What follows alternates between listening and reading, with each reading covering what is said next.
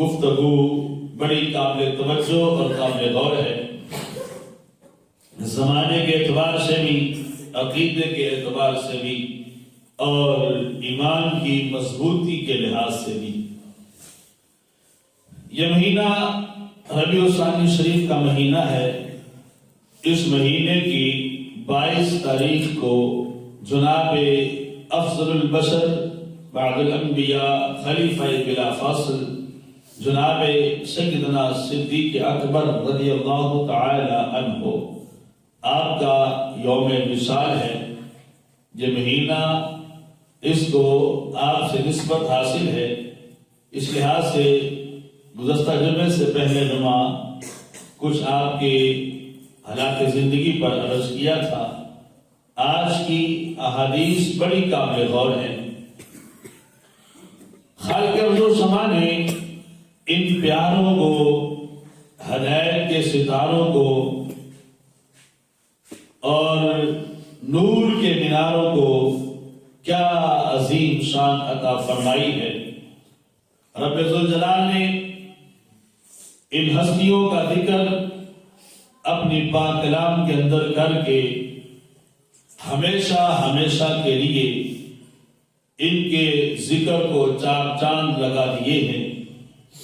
اللہ کا پاک قرآن ہے، دنیا جہان بھی اس کو پڑھتا رہے گا، اور دنیا جہان کے بعد قیامت کے اندر بھی، اور قیامت کے بعد جنتی جنت کے اندر بھی اس پاک قرآن کو پڑھتے رہیں گے، اس کی تلاوت کرتے رہیں گے، جب تک اس پاک قرآن کے تذکرے باقی ہیں اس وقت تک ان ہستیوں کا ذکر خیر بھی باقی ہے۔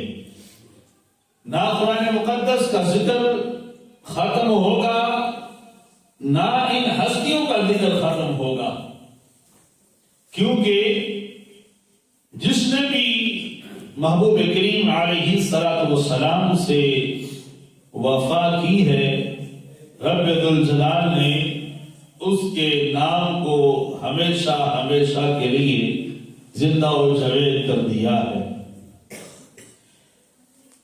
آقا امام الانبیاء علیہ السلام سے جس طرح کائنات کے اندر وفا اللہ کے حکم سے، اللہ کی دی ہوئی شان سے، اللہ عز و جل کی عطا کی ہوئی طاقت سے جناب سیدنا صدیق اکبر رضی اللہ تعالی عنہ نے کی ہے۔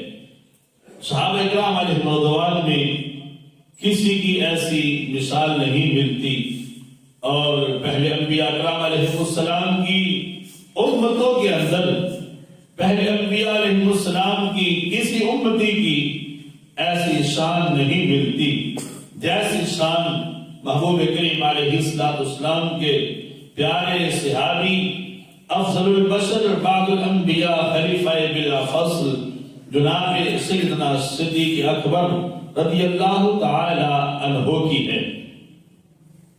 اس لحاظ سے رب ذوالجلال کے پاک قرآن نے اعلان فرمایا، ثانی اثنین اذ ہما فی الغار، کہ غار کے اندر وہ دو ہستیاں غار کے اندر کون سی تھی؟ ایک صدیق اکبر تھے، دوسرے اللہ کے پیارے محبوب تھے۔ اسی کہتے ہیں ذرا جا کے توجہ سے بیٹھیں تو پھر گفتگو کا زیادہ مزہ آتا ہے، بندہ پورا متوجہ ہو۔ پنچایت کے اندر پنچایتی بندہ بیٹھا ہو تو کوئی سویا ہو، ادھر دیکھ رہا ہو ادھر دیکھ رہا ہو تو کوئی بندہ گفتگو نہیں کرتا، کیا آپ کی توجہ ہی نہیں ہے؟ تو اللہ کا پاک قرآن مصطفیٰ کریم علیہ السلام کا فرمان پڑھا جا رہا ہو، کوئی ایسے بیٹھا ہو، کوئی ایسے بیٹھا ہو، کسی کا متر ہو، تو پھر جو ہے قرآن مقدس کی برکات سے بندہ محروم ہو جاتا ہے۔ اس لحاظ سے کامل توجہ سے گفتگو کو سنا جائے، اور پھر اس کے بعد اللہ کے نام کو بلند کر کے لفظ ماشاء اللہ سبحان اللہ سے اپنی زبان کو بھی ذکر الہی سے بندہ تر رکھے، اور محفل کی رونق کو بھی دوبارہ رکھے۔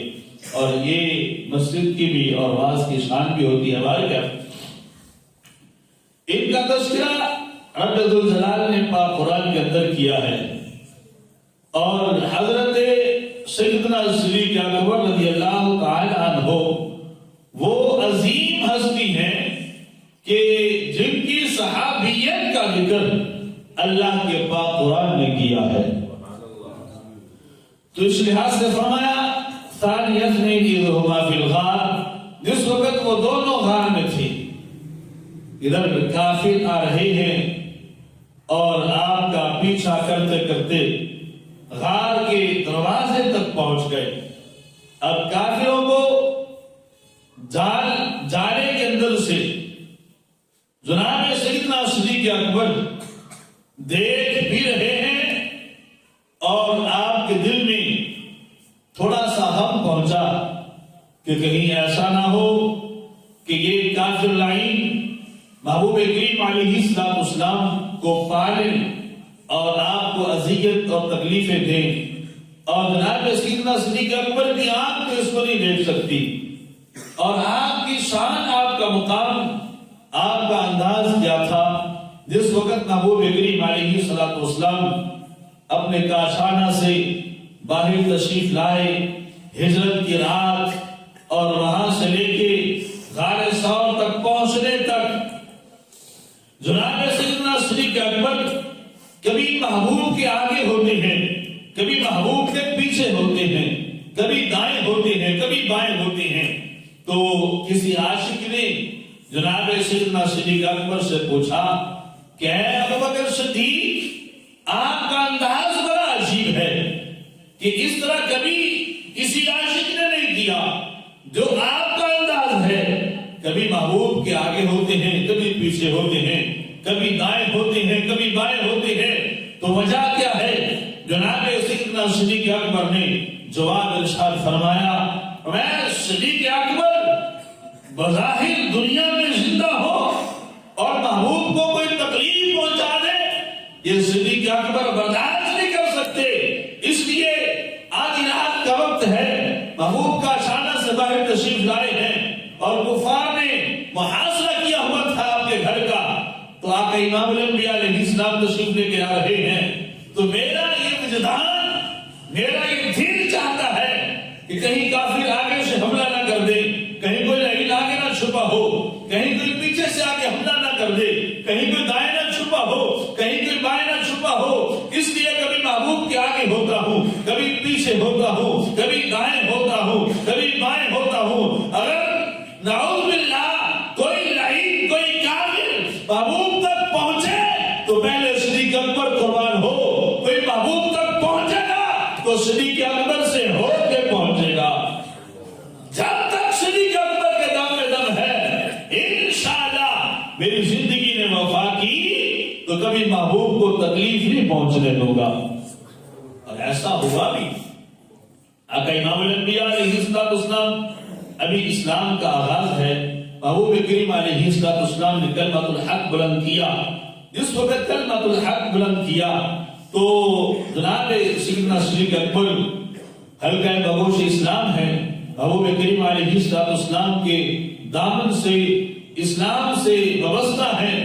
تو آپ نے عرض کی کہ حضور کیا ہمارا خدا سچا نہیں؟ فرمایا صدیق کیوں نہیں؟ کیا عرض کی حضور کیا ہمارا اسلام سچا نہیں؟ فرمایا کیوں نہیں؟ عرض کی حضور آپ اللہ کی سچی اور سچے آخری نبی نہیں؟ عرض فرمایا کیوں نہیں؟ عرض کی کہ حضور پھر مجھے ہر کعبہ کے اندر کھڑے ہو کے کھل کے اعلان کرنے دو، آؤ کافرو، ہمارا محبوب سچا ہے، ہمارا اسلام سچا ہے، ہمارا خدا سچا ہے، اور اس کے سچے ہونے کا ہم اعلان کر رہے ہیں. آقا امام الانبیاء علیہ السلام نے فرمایا اے صدیق ابھی وقت نہیں ہے، کچھ حکمتیں ہیں. عرض کی کہ حضور میرا ایمان، میرا وجدان یہ کہتا ہے. بھائی جب اصرار کیا حرم کعبہ کے اندر کھڑے ہو کے، جس وقت آپ نے اللہ کے محبوب کے دیے ہوئے پیغام کو بلند کیا، کافی درد دوڑے آئے، آگے آپ کو مارنا شروع کر دیا، حتیٰ کہ اتنا مارا آپ بے ہوش ہو کر گر پڑے، چہرے مبارک پہ لہو و لہان ہو گیا، جس میں اقدس پہ خون ہے، بے ہوشی طاری ہو گئی. آپ کے خاندان والے آ گئے، حتیٰ کہ خاندان والوں نے کہا اگر صدیق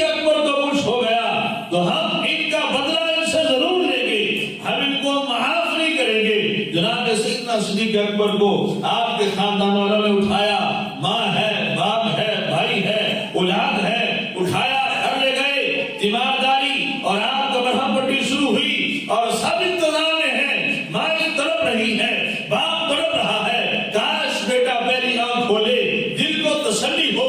اور یہ بھی ایک عجب معاملہ ہوتا ہے، بیٹا سامنے زخموں سے چور میں ہوش پڑا ہو اور باپ اور ماں، بہن، بھائی، اولاد سر میں ہو اور سب دعائیں کر رہے ہو کہ مولا ہمارے بیٹے کو شفا عطا فرما۔ یہ بھی ایک عجیب منظر ہوتا ہے، باہر کے آپ کا باپ بھی، ماں بھی اور بہن بھائی بھی، اولاد بھی، خاندان بھی، سارے منتظر ہیں کہ مالک کب وہ وقت آئے صدیق اکبر پہلی آنکھ کھولے۔ ماں کہتی ہے میں بیٹے سے بات کروں، باپ کہتا ہے میں بیٹے کا حال پوچھوں، اولاد چاہتی ہے ہم باپ کا حال پوچھیں، خاندان والے چاہتے ہیں ہم اپنے سردار کا حال پوچھیں۔ لیکن قرآن جائیں جناب سیدنا صدیق اکبر کو جب ہوش آیا، پہلی آنکھ کھلی تو آپ کی زبان پہ جملے کیا تھے؟ اور میں آپ بتاؤ میرے محبوب کا کیا حال ہے۔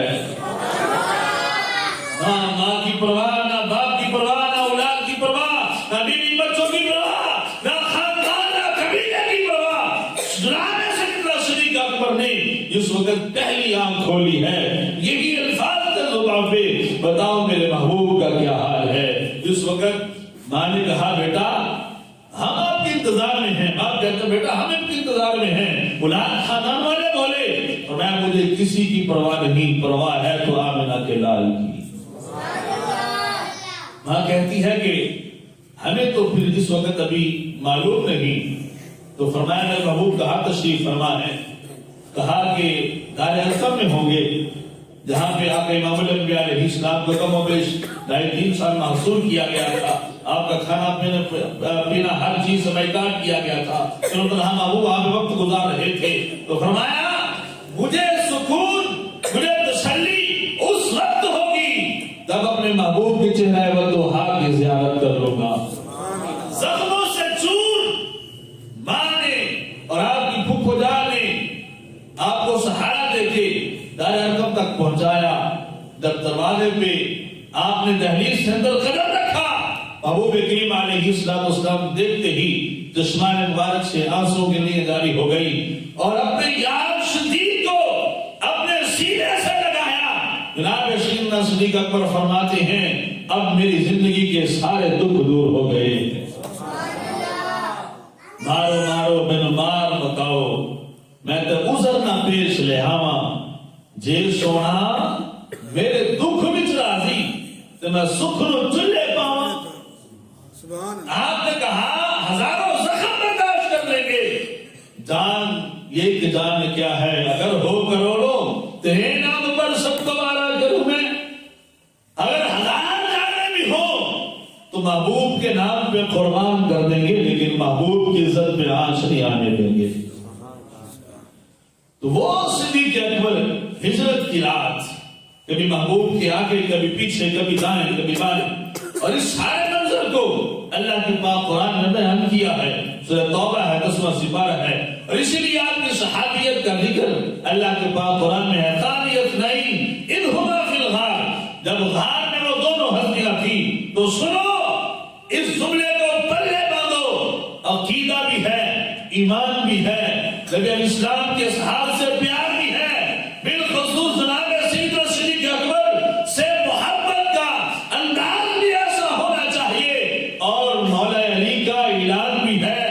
ہجرت کی رات جس کو آقا امام الانبیاء علیہ السلام اپنے بستر پہ خود سنائے، اس کو مولا علی شیر خدا کرم اللہ وجہہ الکریم کہا جاتا ہے۔ اور ہجرت کی رات جس کی گود میں آمنہ کے لال عبداللہ کے چاند اپنا سر اقدس رکھ کے خود آرام فرما ہو، اسے صدیق اکبر کہا جاتا ہے۔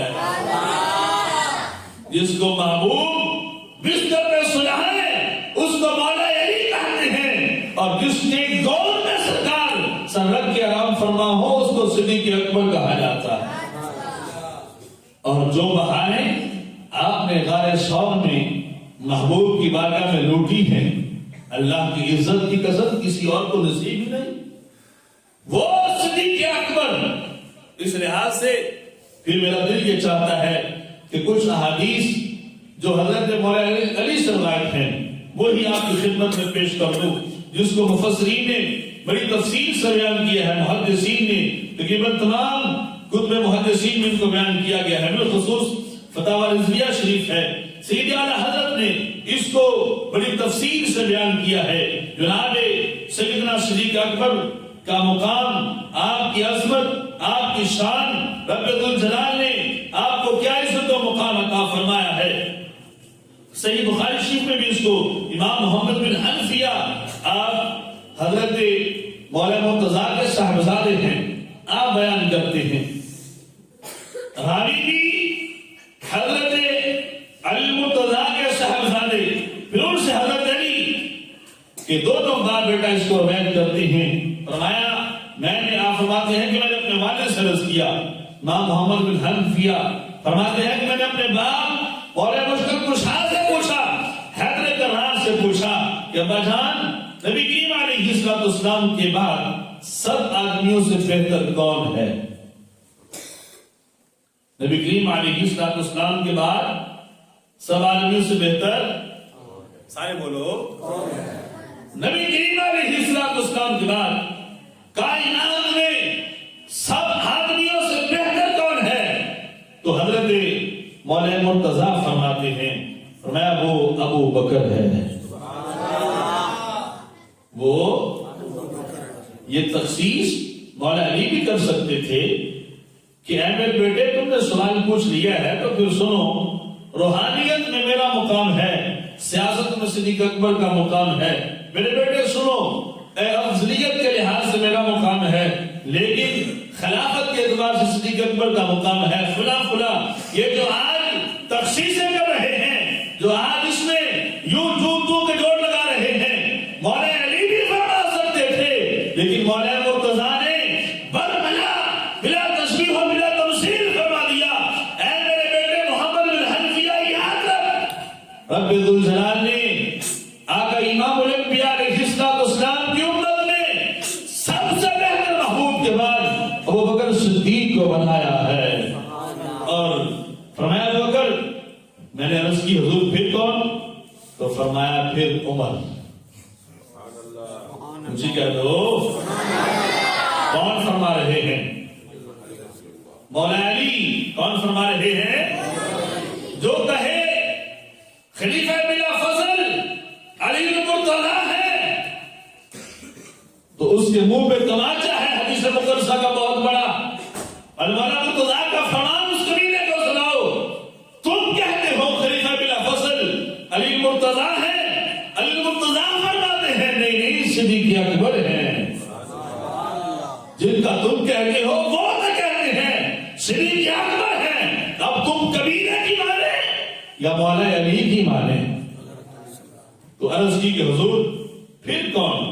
فرمایا عثمان، جس عثمان سے آج تمہیں بغض ہے، جیسے داماد مصطفیٰ مولا علی ہیں، ایسے ہی داماد مصطفیٰ جناب سیدنا عثمان غنی ذوالنورین ہیں، اور بے شمار صحابہ کرام نے اس حدیث کو روایت کیا ہے، اور دو ہستیاں نبی کے غلاموں میں ایسی ہیں، دو نبی کے غلام، نبی کے صحابہ ایسے ہیں جنہوں نے زمانے جاہلیت کے اندر بھی کوئی جاہلیت والا کام نہیں کیا، کوئی کافروں والا کام نہیں کیا، کوئی لغو کام نہیں کیے، جن کی زندگی زمانے جاہلیت میں بھی پاک صاف تھی۔ عرض کی حضور وہ کون تھے؟ فرمایا ایک صدیق اکبر ہے، دوسرے عثمان غنی ذوالنورین ہیں۔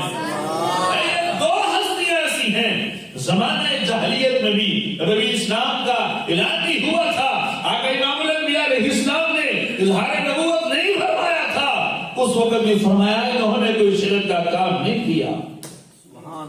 تو